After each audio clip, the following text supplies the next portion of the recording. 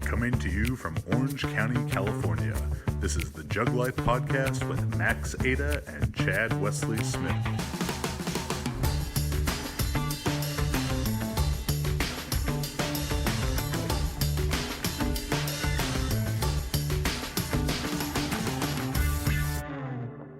Hey everybody, Chad Wesley Smith here, bringing you another episode of the Jug Life Podcast, joined as always by miraculous Max Montana, and our guest today, associate head coach for the California Golden Bear Rugby team, Tom Billups. Tom, thanks for joining us. Welcome to campus, guys. Yeah. So we're here at the University of California, Berkeley. School year has just begun, which means preparation for the next, hopefully, championship season of Cal Rugby has just begun. So let's just go ahead and dive into it. And what is this early preparation part of things look like for the Golden Bears? Well, it's really to become operational as a team, try to get all 50 guys' noses pointed in the right direction, and then as we drill down into the various buckets, if you will, of our organization, our team, it's about establishing some technical standards, both in the locker room, in the training zone, and on the field, and just kind of really establishing how we do business as a sports team. So a couple of months ago, we got to talk with Jack Clark, head coach for Cal Rugby, about a lot of the stuff that makes up the team culture, really the incredible team culture that's made Cal so successful. 23 of the last 34 national championships, correct? Somewhere around there. I guess it's hard to keep track. I'm always looking forward to the next one, so try to earn the next one. Yeah, so if you haven't watched or listened to that episode, please go back and do that. So you serve a very unique role. Your title, associate head coach, but in addition to coaching rugby on the field, technique, strategy, all that stuff, you also serve as the strength and conditioning coach for the team. So tell us a little bit about why you guys decided to go with that route and the role you serve there.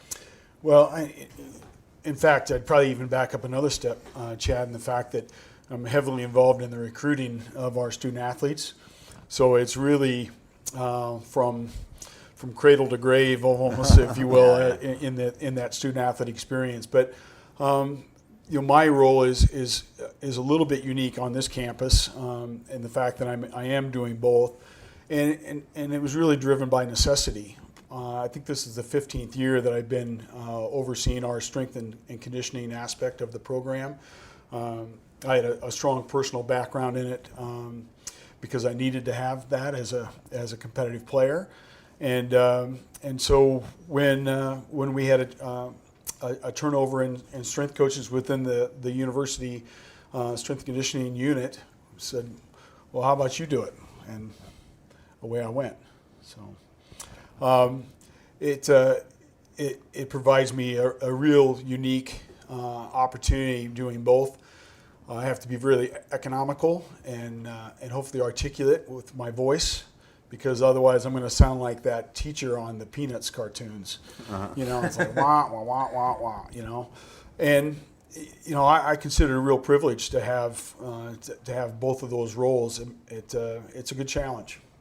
And it's really something that a lot of teams lose out on the synergistic nature of how skill training, sport practice, and physical preparation need to be married. Right. But you can see, if it was a harder practice this day, and we can back things off, and where this role of like high performance director is becoming a bit more prevalent, and people are doing that. But in my background, track and field, it's almost always the same person. The throws coach also runs the lifting kind of thing. So as you look at balancing these two aspects, the two biggest aspects it takes to be a successful rugby player, the skill of your sports skill and the physical preparation, how do you guys break that up throughout the year, like different phases? Well, certainly we would within our annual plan, we would have kind of three distinct cycles, if you will, and then the goals that we're trying to achieve in those cycles. Obviously, the off season we're trying to we're trying to amass our hypertrophy and our general strength phase or phases, and then once we get them on campus, then we're going to try to convert that increased strength into some explosive power as we start to phase in the demands of the energy systems, where it's kind of like that dimmer switch where we're constantly kind of turning the lights up and down, by way of energy systems. And at the same time, we're folding in skill acquisition, because what we can't forget is that we're training to be rugby players. We're not training to train.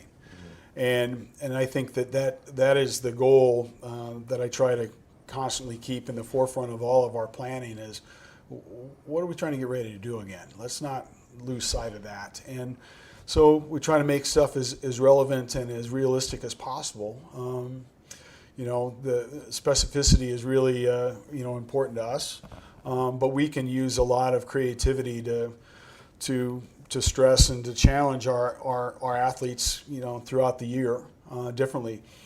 Once we get into the season, well, then the main training stimulus is just the game of rugby itself, and it's not for everybody, and we have to really watch our fatigue levels, and we'll rotate some guys around, and it's a real craft. And I say craft because it's not all sports science. We're dealing with human beings, young adults, and it's not all subjective art where you're kind of going, well, you look about right. It's a mix of all that, and because those are kind of our three distinct seasons. The off season, the preseason or transitional season that we're in now, and then the in season when we're going to try to earn the right to hang another banner.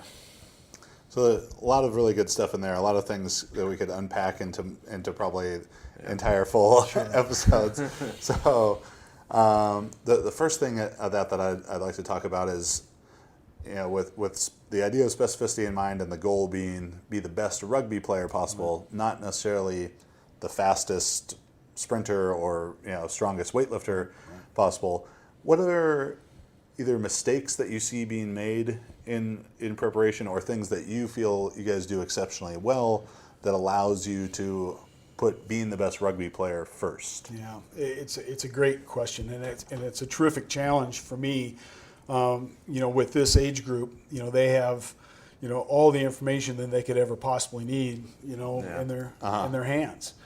So one of the things that I find more and more important now is just trying to help them focus and stay on task, and that might mean, the guy that that's kind of true to human nature. He wants to do what he's best at. So if I'm strong, in the training zone, well, I want to do more of that because I'm good at it. And if I've got a high motor and I can run on top of the ground really well, I want to exploit that. And we want to exploit, all of our players' strengths. But one of the things that I'm always constantly encouraging guys and coaching them on is, well, let's go work on the stuff that you're not as good at. And if there's 3 points to the triangle, there's kind of a lifestyle component. That's your, how well do you sleep, your nutrition, how well do you recover, all your lifestyle stuff. And then there's the physical prep part, and then there's the skills part of playing the game. And I just try to make sure that I focus those guys on those 3 points, and everybody's got different things that they're more inclined to do. The guy that's the strongest on the team, might need to work on his skills, and the guy that's probably got the best, nose for the game or brain for the game, maybe he needs to be stronger to be more injury resistant. And you kind of go through each guy on the team, and everybody's prescription is going to be a little bit different. Some guy might be really good at his physical prep and might know the game really well, but has a little bit too much fun on Wednesday nights. And so he's going to have a different challenge, and that means I'll have to coach him a little bit differently. So, my brother went here. He didn't play rugby, but he was a beta Theta Pi fraternity, and Coach Clark was pretty happy with himself when he told me about, he's like, I got that place shut down. Well, I think they shut themselves down by their behavior. But I mean, one of the things that we feel strongly about is that it's hard to be a high performance athlete if you don't live in a high performance environment. And, Yeah. I mean, unfortunately, not maybe just at Cal, but at other university settings, some of the fraternities are pretty toxic. Yeah. And I think there's, at least in like pop culture understanding of rugby culture, is that it's like play the game, get drunk, but yeah. And that's how it is, I'm sure, at a lot of institutions, but not here, not after 137 years of rugby. So. Yeah. And all those championships. So the next piece in there, we talked about striking this balance between skill acquisition and physical preparation. Within the sport of rugby, there has to be a lot of balance between these sort of competing physical skills. Right. So we have a huge aerobic capacity that's needed, as well as speed and power qualities.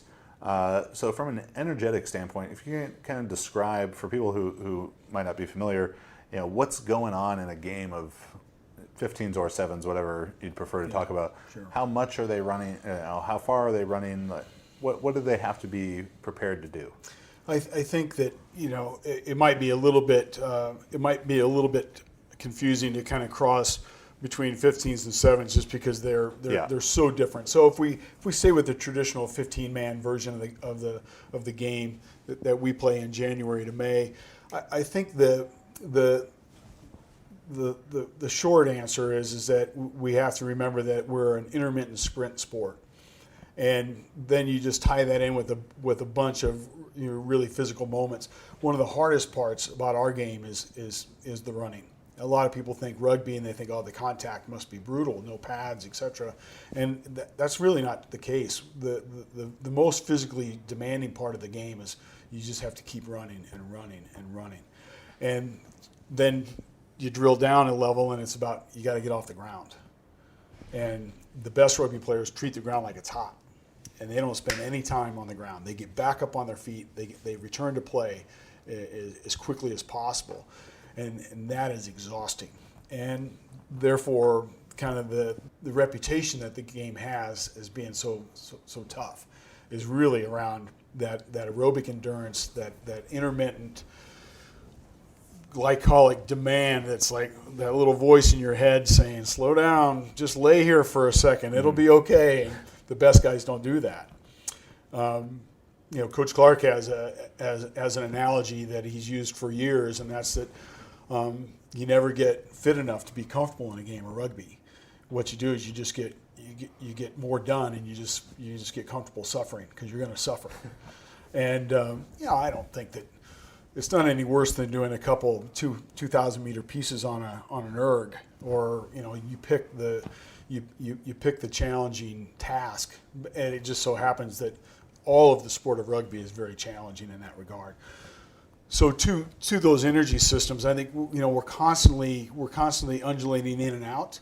The speeds vary from obviously standing to walking to a jog to a hard glide. Very seldom are we at absolute full speed, and the distances would vary by position, but because everybody gets to run the ball and everybody has to play defense, and it's the same size field as a soccer field, so it's 100 meters by 70 meters, and you're end to end, side to side. You could cover, anywhere from as many as 3,000 meters to 7,000 meters in a match, and then interspersed with just that overall distance is wrestling and tackling and some really physical moments. So that's like about 2 to 4.5 miles.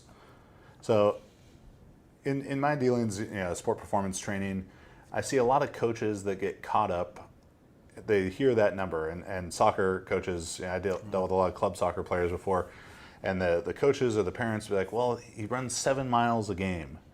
And that is such a small statement that has so much information within it, because he covers 7 miles a game, but he doesn't jog it and he doesn't sprint it. Yeah. So what are some of your methods for developing these capacity at different distances? Because I remember seeing the rugby players here when I was in school, and they were out doing the long runs, and they're up in the hills, and they're obviously sprinting and doing everything in between. Yeah, I think that as the sports science has continued to evolve. I mean, the guys that are my age that played here. I mean, it was you went for a fire trail run, and now we'd say, well, there's no incline on a rugby field. A rugby field's flat. Well, the carryover was it's hard. The carryover is the resistance of running up the connector and dealing with that fatigue and that little voice in your head. And what we know now is, we'll still go up into the Berkeley Hills and run the fire trail because it's part of our tradition and our heritage. But what we're doing now is a lot of tempo runs, is just a lot of intermittent sprinting at varying distances and intensities based on where we are in our annual plan. 1 minute runs with a 3 minute recovery.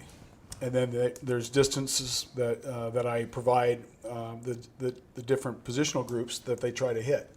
And that would be just a couple of examples of how we try to tap into those energy systems. And then we introduce the ball and everything changes because now I have to make decisions in the moment. And I mean, the halfbacks, if you will, the guys that wear number 9 and number 10 on their backs, they're going to touch the ball 80 to 90 times a game. And they're going to have to make a lot of decisions. And those guys are also the guys that are going to really be running a lot because they got to go to where the ball is. So ways to kind of tap into those energy systems, what's the tough part of the game. And then when we introduce the ball, everything materially changes because now it's not just about running and getting off the ground. I've got to get my eyes up and get my brain, my computer functioning so I can not only react and act, but I also have to be able to communicate. And it's fascinating. Audiobooks are a great sidekick for summer activities like hiking, laying out at the beach, training, road tripping, just hanging out outside, and more. Listening is a way better way to binge content you love while doing things you love. And Audible has the largest selection of audiobooks on the planet, which lets you fill your summers with more stories. I just finished up Shoe Dog, the Phil Knight memoir, which was excellent. The Tiger Woods book was very, very entertaining. All summer, I'm currently listening to Conscious Coaching by Brett Bartholomew. A lot of great content available on there. Audible helps you listen to more books by letting you switch seamlessly between devices, picking up exactly where you left off. Whether it's on your phone, through your car, from a tablet, or at home on an Amazon Echo, you can get tons of books, hands and eyes free while doing almost anything. Audible members get a credit every month good for any audiobook in their store, regardless of price. Any unused credits roll over for the next month. Didn't like your audiobook? You can exchange it, no questions asked. Plus, your books are yours to keep. With Audible, you can go back and re-listen anytime, even if you cancel your membership. Start a 30-day trial, and your first audiobook is free. Go to audible.com/juglife or text juglife to 500-500, and you can do it with audiobooks. As far as like technology and stuff in tracking things like running volume and those kind of things, do you implement anything that is not necessarily proprietary to you, but do you implement any kind of technologies that you find are worthwhile? It's a good question, Max, because we're strong believers in that our sport should drive the technology, that the technology shouldn't drive the sport. Others would say that you've got any data that you collect, it should be actionable. Is kind of another way of saying it. So what I typically do is knowing that we're a very small shop. It's like, okay, well, who's gonna run that? Oh, me. I'll use some GPS to kind of spot check my work and to make sure that the training sessions are valid and are stressing the guys in the ways that the game will. But I'll do it infrequently. We won't. We've got Catapult here, as you guys probably know, but it's like, well, okay, well, who's gonna not only capture that data, but then who's gonna sift through it and then make an action plan based on it. So, but I'll use it occasionally, sporadically, just because there is a lot of information for rugby union by way of different matrix. It's interesting in football now. where teams are in a very proprietal way are making their own Yeah. matrix and their own architecture of what's important and what are we going to put a premium on. They don't share any of that. So everybody's kind of in their own silos, I think, to a degree. Yeah. And Yeah, I'd imagine that because you're a sport coach and strength coach, it actually probably mitigates the need for the technology quite as much. Right. Where if it's a strength coach and you know the performance coaches and football coaches operating separately, Right. that data from football practice, the strength coaches need that to know exactly what happened and know what really happened. Right. But since you're involved in the practice planning, you know, that you guys are kind of, I'm assuming, sort of periodizing practice Yeah. in the same way that strength coaches are going to periodize that part of the training, which is such a simple concept, I think, but so many people miss out on it. It's like any strength coach or performance coach or whatever who wasn't applying some sort of, you know, phasic structure, periodization plan to the off season, they'd be like, oh, that guy's a fool.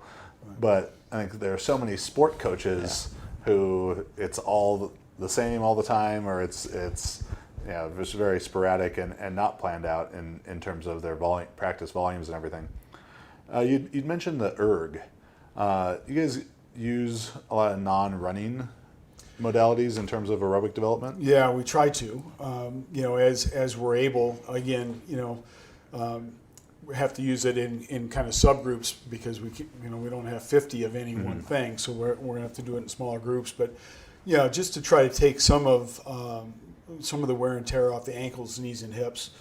I mean, we have to run a lot for our sport, which means we have to run a lot for training, and so any opportunities that I can find to say, well, let's get on the spin bikes, and we can get really tired in there, and then just to take some of the impact off. You know, the erg is the you know, one of the tools of the devil, you know, because I mean, there's nothing that creates that nauseous feeling in your gut than just to get on there and go. And we're fortunate with Scott Franzen, our new head men's crew coach. You know, okay, write it up for me, coach. Tell me, you know, and I'll put some guys on the ergs, and oh man, it is miserable. Yeah, I'm personally quite renowned for my 500 meter erg capabilities. You're built for it. You guys got any fast 500 guys? Oh, Want to no, give it a go here? Oh no, Not more than 500 though. Maybe even 400 for me these days. it is. It's something else. You know, to think, you know, that those 500 meter splits and stuff that our guys can keep those ergs cranking at. It's like, oh, it's you get some real appreciation. Yeah. The how high do you think the transfer is in terms of being able to run for a long time in rugby between from doing ergs and bikes and everything? Yeah, I think that I mean, nothing replaces, you know, running on the field from a from a muscular demand standpoint, but you know, it kind of gets back to more of a you know, how well can you suffer? Mm-hmm. Yeah. And whatever device that it is that's challenging that athlete, you know, to just continue to work is probably going to have quite a bit of crossover. So obviously you can't be too specialized because, you know, you probably, you know, if I put all our guys in the pool and said, okay, we're gonna do, you know, 3,000 yards, there's going to be some flailing, and you know, some guys aren't going to make it. You know, so it has to have a, you know, some crossover and some application. But spin bikes, Jacob's ladders, ergometers, you know, a lot of that stuff where you don't have to have a lot of technical expertise. You just got to have some grit. I'm in, man. Particularly, I think with rugby and the guys are bigger, they're more muscular, especially you get into the props and stuff. Yeah, right. That much running yardage or meterage it would really beat their joints up. Yeah, it can, and that's where we have to, you know, when we get into our traditional season in early January, I mean, we're 90 minutes at the max, but we try to train at most of our activities when we're not teaching or installing something, it's at match intensity by way of speed. So we're running hard at training. From a standpoint of you having a role, obviously as a strength coach and a sport coach, what about like injuries and stuff and dealing with the rehab process? Does that facilitate that a lot for you, or do you have that kind of transferred out to? Yeah, well, I would be highly involved with our sports medicine staff. You know, we're really fortunate enough to have a dedicated athletic trainer, and then that person has an assistant. So there's two people that should know everything about our guys medically. Right. And then you dovetail into that the team physicians and the head team physician. And we would have case conferences where we would sit around a table much like this, and we'd go through every single player. Not only would the sports medicine staff be present, but also the academic advisor.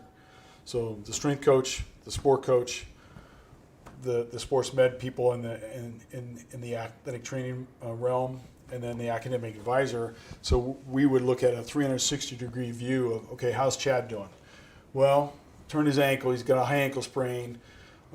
He's struggling in that business administrative class, and okay, well, let's see. Part of this actually sounds pretty accurate to my Back a lot of memories here. So the academic advisor was never pleased with me. I did sprain my ankle. It was at a sorority invite, and I was dancing like Michael Jackson. It was. Is there any video evidence of said incident? Thankfully, it was before the days of really good cell phone cameras. Yeah.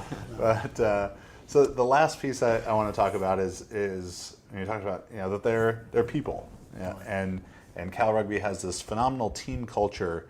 So how does that team culture and everything influence what you guys do in the weight room? From an accountability standpoint, but just run with that.